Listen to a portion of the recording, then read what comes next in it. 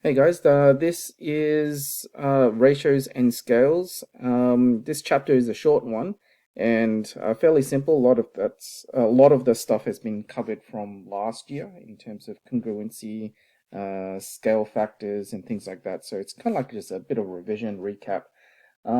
So ratios, you would have seen something like 1 to 4, okay, or something that is so one part is equal to 4 parts in something else, and who knows, it could be like cooking um, a cooking recipe. So you have 1 cup of water. For every 1 cup of water, you need 4 cups of flour. Okay, as an example. So you have a ratio.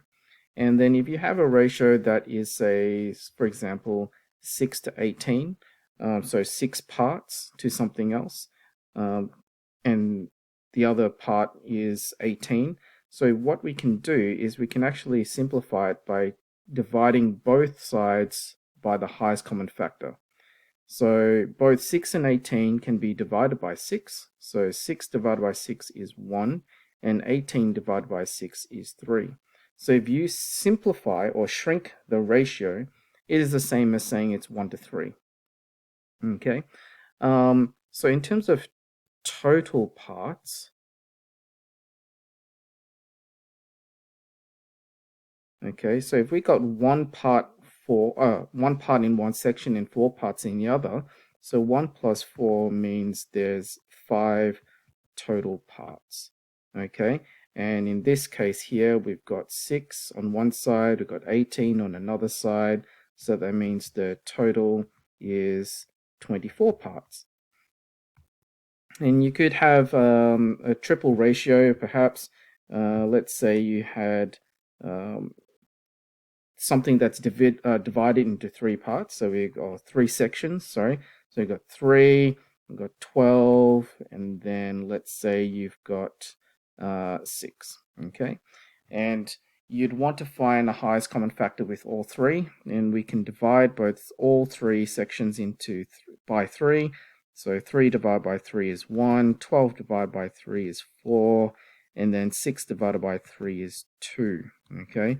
In this case here, total parts, we've got 3 plus 12 plus 6. We've got 21 total parts.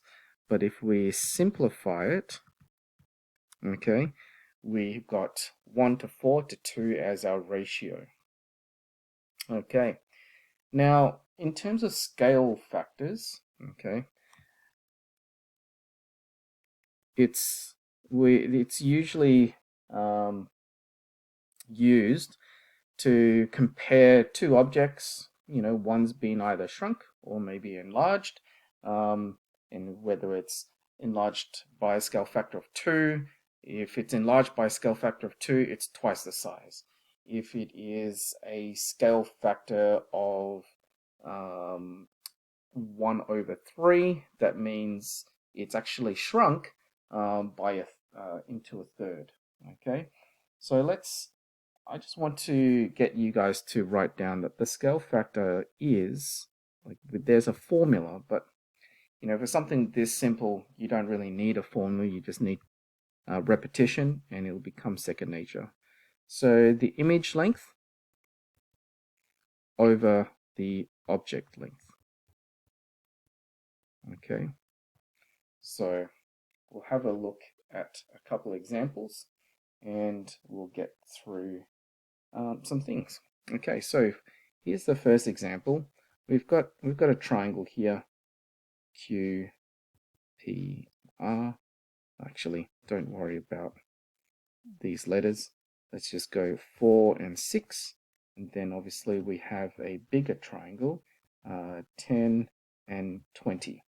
Okay, and the idea is to know what the scale factor is and what the other sides are. So let's say that's an X and that's a Y, and we would like to solve what they are. Okay, so what we can see here is that the 4 corresponds with the 10.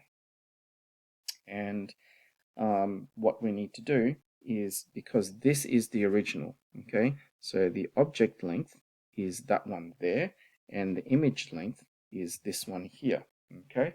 So object, O for object, O for original, is always the first one that you're comparing. So if we look at the scale factor, then we want to say that 10, our scale factor, is 10 divided by 4, which is 2.5.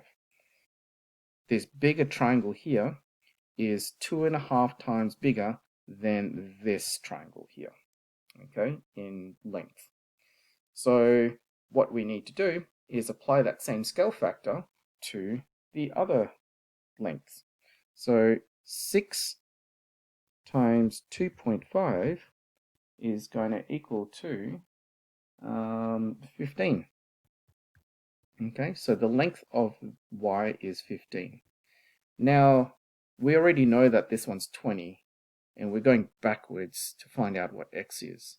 So the opposite of multiplication is division. So what we need to do is go 20 divided by 2.5, and that is going to equal to 8. Okay, so the length of x is 8, and computer's going a little bit crazy. And the length of y is 15. Okay, so hopefully that helps you guys in terms of how to work with ratios and scale factors. Obviously, just letting you know, if these two triangles were flipped the other way around, okay, your scale factor is going to be less than 1 because it's shrinking. It's no longer getting bigger. Anything greater than 1, any scale factor that is greater than 1 is going to be blowing it up, making it bigger, and any scale factor that is less than 1 is going to be making things smaller and shrinking it. So that's why it's really important that you've got the correct order in the way that you present your figures, your diagrams, and your calculations. All right, any questions, let me know. Otherwise, see you in the next one.